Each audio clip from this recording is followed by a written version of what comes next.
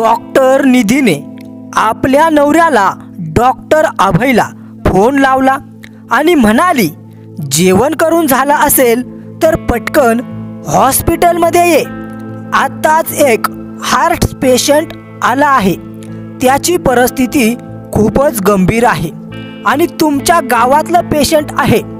प्राजक्ता नाव आहे तिचं.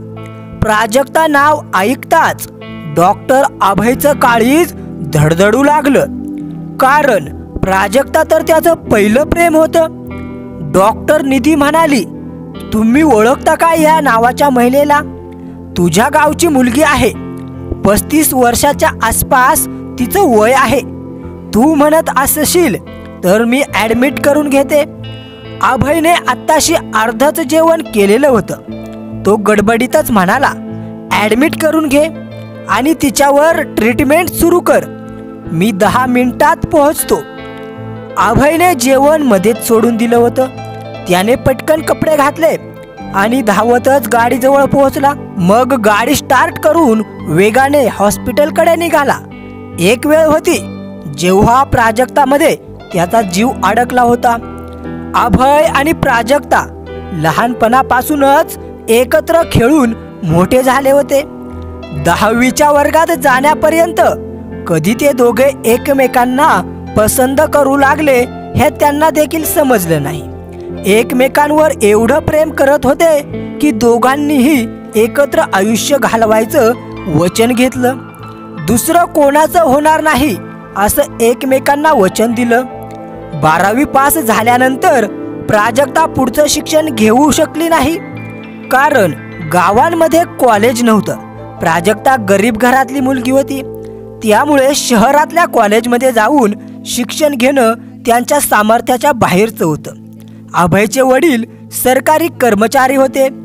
तो खात्यापित्या घरचा मुलगा होता, म्हणून 12वी पास झाल्यानंतर तो PMTच्या तयारीसाठी शहरात निघून गेला. पण जेव्हा तो गावी यायचा तेव्हा दोघेही लपून जपून भेटत होते.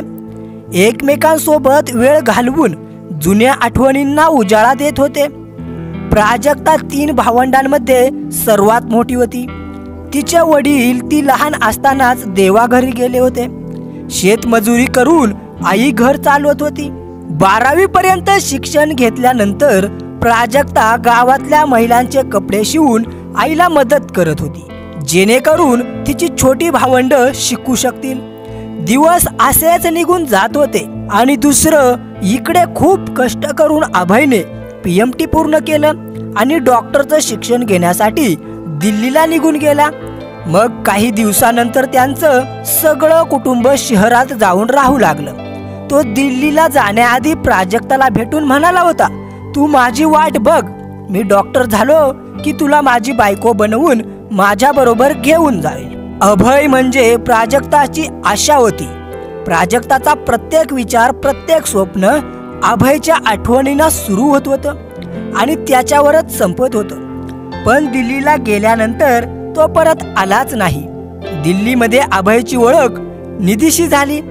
ती सुद्धा अभयप्रमाणे MBBS करत होती. ती खूप श्रीमंत घराण्यातली होती.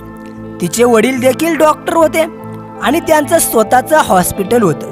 ती आपल्या वडिलांची एकुलती एक मुलगी असल्यामुळे वडिलांनंतर सगळी संपत्ती निधीची होणार होती. निधी म्हणजेच सोन्याचं अंड देणारी कोंबडी होती. श्रीमंत तर ती होतीच, पण त्याचबरोबर खूप सुंदर देखील होती. गावातील उंच, भरदार आणि दिसायला सुंदर असणारा अभय तिच्या मनात भरला. ती हळूहळू अभयच्या जवळ जाण्याचा प्रयत्न करू लागली. अभय देखील तिच्या सुंदरतेच्या मोहात अडकला. अभयच्या मनात लोभ आला होता, कारण डॉक्टर झाल्यावर त्यांचं आयुष्य पूर्णपणे सेट होणार होतं. निधीच्या वडिलांचं करोडो रुपयांचं हॉस्पिटल लग्नानंतर अभयचं होणार होतं. अभय गरीब प्राजक्ताच्या प्रेमाला विसरला होता. आता त्याचं जग फक्त निधीच्या आजूबाजूला फिरत होतं. पण गावाकडे राहणाऱ्या प्राजक्ताला या सगळ्या गोष्टींची काहीच कल्पना नव्हती. ती दिवसेंदिवस वाट पाहत होती. हळूहळू 5 वर्ष निघून गेली, पण अभय परत आलाच नाही. अजून 2 वर्ष गेली आणि एक दिवस प्राजक्ताला समजलं की अभयने एका डॉक्टरशी लग्न केलेलं आहे आणि आपला संसार बसवला आहे। त्या दिवशी प्राजक्ता खूप रडली होती। शेवटी तिला सहन झालं नाही म्हणून ती अभयला भेटण्यासाठी आली। अभय त्यावेळी हॉस्पिटलमध्ये होता आणि प्राजक्ताला पाहून घाबरला। त्याने तिला एकांत जागी नेलं आणि माफी मागत म्हणाला, सॉरी, मला माफ कर, मी तुला दिलेला शब्द पाळू शकलो नाही। तेव्हा उदास मनाने प्राजक्ता म्हणाली, पण मी दिलेला शब्द पाळणार। आयुष्यभर फक्त तुझीच होऊन जगण्याचं तुला वचन दिलं होतं ना। मी तुझी तर होऊ शकले नाही, पण माझ्या आयुष्यात आता दुसरं कोणीच येणार नाही। तो आश्चर्यचकित होऊन तिच्याकडे पाहत म्हणाला, तू वेडी झाली आहेस का? डोंगरा एवढं मोठं आयुष्य तू एकटी कसं काढणार? प्राजक्ता अभयकडे पाहून म्हणाली, आमच्या सारख्या गरिबांची खूप मोठी स्वप्न नसतात। सकाळ संध्याकाळ 2 घास खायला मिळाले की रात्री चांगली झोप लागते। असंच एक एक रात्र घालवत आयुष्यही निघून जाईल। अभय म्हणाला, एकटी राहून मला आयुष्यभर शिक्षा देणार आहेस का? तो तिला रागीट नजरेने पाहू लागला। प्राजक्ता शांतपणे म्हणाली, मी काहीही करीन, पण तू तुझ्या मनाला लावून घेऊ नकोस। तू कष्ट करून डॉक्टर झाला आहेस, तुझी लाईफ पार्टनर देखील डॉक्टर असायलाच हवी होती। मला तुझ्याबद्दल कोणतीच तक्रार नाही, आणि तसंही आमच्या सारख्या गरिबांचं नशीब नसतं। ते तर तू उगाचच खोटी स्वप्न दाखवली होतीस। ती परत जायला लागली। तुझ्यासाठी मी एक चांगला मुलगा बघेन। तुझ्या लग्नासाठी जेवढा खर्च येईन तेवढा मी करेन, पण प्लीज तू लग्न कर। शेवटचं जाता जाता ती मागे वळून म्हणाली, असा विचार सुद्धा करू नकोस। या हृदयात तुला जागा दिली होती आणि आता या हृदयात दुसरा कुणीतरी येऊन त्याला घाण करू शकत नाही। तू टाइमपास केला होता, पण प्राजक्तानं खरं प्रेम केलं होतं आणि करतच राहील। Good bye. प्राजक्ता परत गेली होती, पण अभयच्या मनावर एक ओझं ठेवून गेली होती। तिला शेवटचं भेटून 10 वर्ष झाली होती, तरी देखील मनावरचं ओझं कमी झालं नव्हतं। तो जेव्हा एकटा असायचा तेव्हा ती हवेचा झोका होऊन त्याच्या विचारांमध्ये यायची आणि मग भरलेल्या डोळ्यांनी त्याला विचारायची, ऐकलं का, मी आज सुद्धा तुझी वाट पाहते, तू येणार का? तो कधीच आपल्या वाडवडिलांच्या गावी परत गेला नव्हता, पण गावातल्या सगळ्या बातम्या त्याला माहीत होत्या। त्याला ठाऊक होतं प्राजक्ताने आपल्या लहान बहिणीचं आणि भावाचं लग्न केलं आहे, पण ती स्वतः अजूनही कुमारीच आहे। आणि आता प्राजक्ताला भेटायचं हे ऐकूनच त्याचं मन घाबरलं होतं। स्वतःबद्दल घृणा वाटू लागली होती। त्याचं हृदय जोरजोरात धडधडत होतं। विचित्र गोष्ट म्हणजे तो हृदयाचा डॉक्टर होता, पण एका कोमल हृदयाला तोडण्याचं पाप त्याच्या डोक्यावर होतं। त्याला प्राजक्तापासून कायमचं दूर राहायचं होतं, पण अचानक ती हृदयविकाराची पेशंट म्हणून त्याच्याच हॉस्पिटलमध्ये आली होती। अभय वेगाने गाडी चालवत हॉस्पिटलमध्ये पोहोचला। डॉक्टर निधी त्याला रिसेप्शनवरच भेटली। तिने अभयला पाहताच सांगितलं, तिला ॲडमिट केलं आहे। डॉक्टर कला तिला चेक करत आहे। तिची परिस्थिती खूपच नाजूक आहे। एका पाठोपाठ 2 अटॅक आले आहेत, पण आश्चर्य आहे की अशा परिस्थितीतही ती वाचली आहे, कारण एवढं मोठं ब्लॉकेज झाल्यानंतर कोणीही पेशंट वाचू शकत नाही। अभय धावतच त्या वार्ड समोर पोहोचला, जिथे प्राजक्ताची आई आणि लहान भाऊ बसले होते। अभयला पाहताच प्राजक्ताची आई रडत म्हणाली, बाळा अभय, प्राजक्ताला वाचव। गावातल्या सरकारी हॉस्पिटलमधल्या डॉक्टरांनी सांगितलं होतं की तिला मोठ्या हॉस्पिटलमध्ये घेऊन जा, पण माझ्याजवळ एवढे पैसे नव्हते, म्हणून तुझ्या हॉस्पिटलमध्ये घेऊन आले।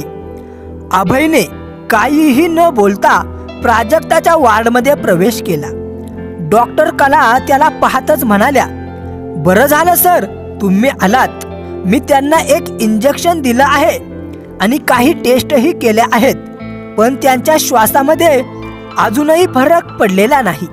बघा, ऑक्सिजन लावलेला आहे, तरी सुद्धा त्या किती धापा घेत आहेत। अभय म्हणाला, डॉक्टर कला, तुम्ही जाऊ शकता, मी बघतो। डॉक्टर कला जाता जाता म्हणाल्या, सर, एका महिलेचे हृदय एवढं खराब मी आजपर्यंत पाहिलं नाही। माहीत नाही त्या कोणत्या प्रकारच्या नशेत आहेत. अभयला माहीत होतं प्राजक्ता कोणत्या नशेत आहे. ती प्रेमाच्या नशेत होती आणि त्याच नशेमुळे तिचं हृदय अशा अवस्थेत पोहोचलं होतं. डॉक्टर कला गेल्यानंतर अभयने प्राजक्ताला निरखून पाहिलं. तिचे डोळे बंद होते आणि ती थांबून थांबून झटक्याने श्वास घेत होती. अभयने तिला व्हेंटिलेटरवर ठेवलं म्हणजे श्वास घ्यायला ती मशीन मदत करेल. अचानक प्राजक्ताने डोळे उघडले आणि जेव्हा तिची नजर अभयवर पडली तेव्हा हळूहळू तिचा श्वास सामान्य होऊ लागला. काही वेळात तिचा श्वास पूर्णपणे नॉर्मल झाला. कळत नव्हतं हा व्हेंटिलेटर मशीनचा चमत्कार होता की अभयला पाहून घडलेला चमत्कार. जेव्हा अभय आणि प्राजक्ताची नजरानजर झाली तेव्हा अभयने नजर चुकवली.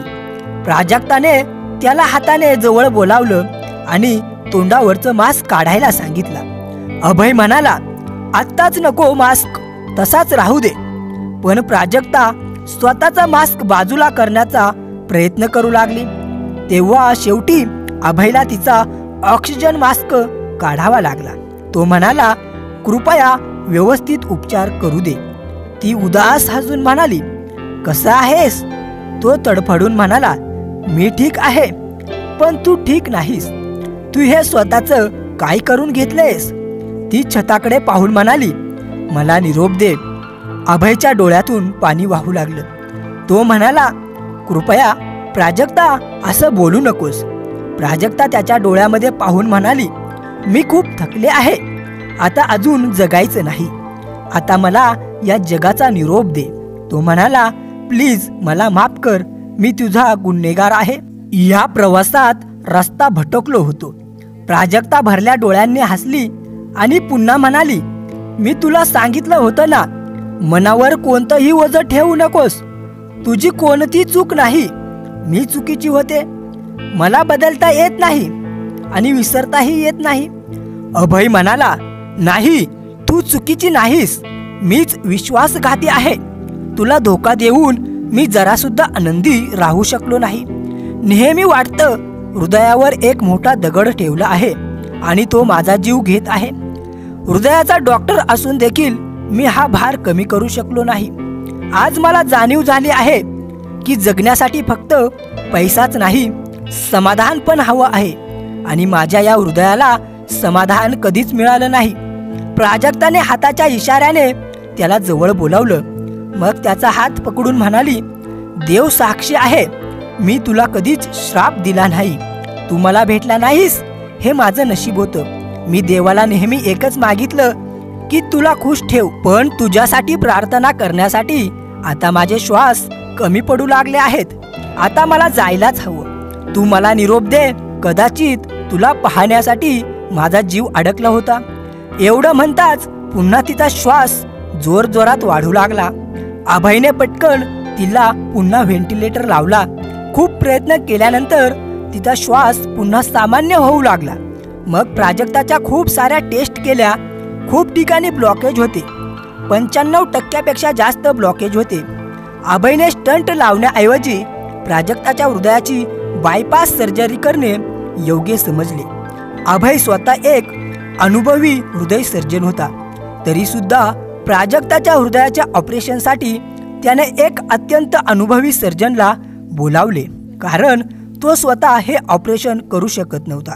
2 दिवसांनी सर्जरी ठरवली गेली होती आणि त्या दरम्यान प्राजक्ताला औषधे दिली जात होती.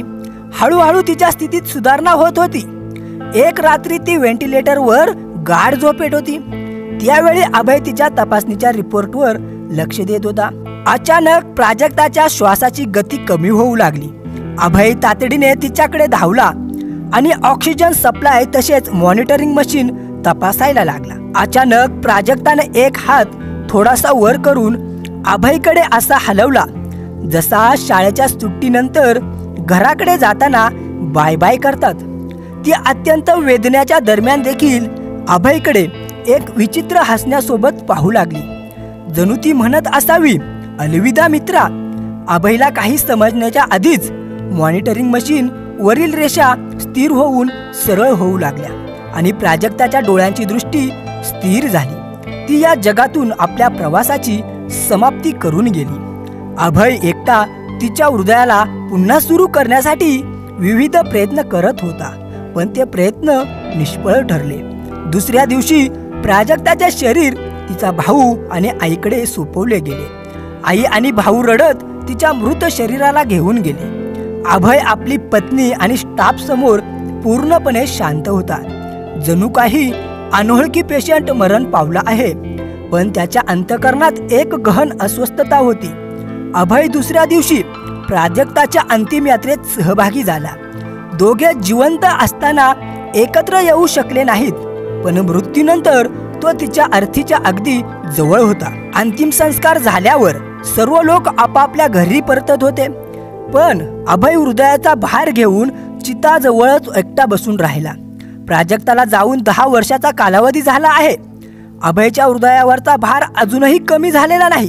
तो अजूनही एकटा बसला की त्याच्या मनावरचा भार वाढू लागतो. मित्रांनो, एक व्यक्ती कितीही दुष्ट किंवा चातुर्यपूर्ण असो, स्वतःने केलेले वाईट काम, एखाद्याला दिलेला दगा अखेरच्या श्वासापर्यंत हृदयावरती एक भार बनून राहतो. कथा आवडली असेल तर या कथेला एक लाईक करा, एक शेअर करा आणि आपल्या YouTube चॅनलला सबस्क्राईब करा.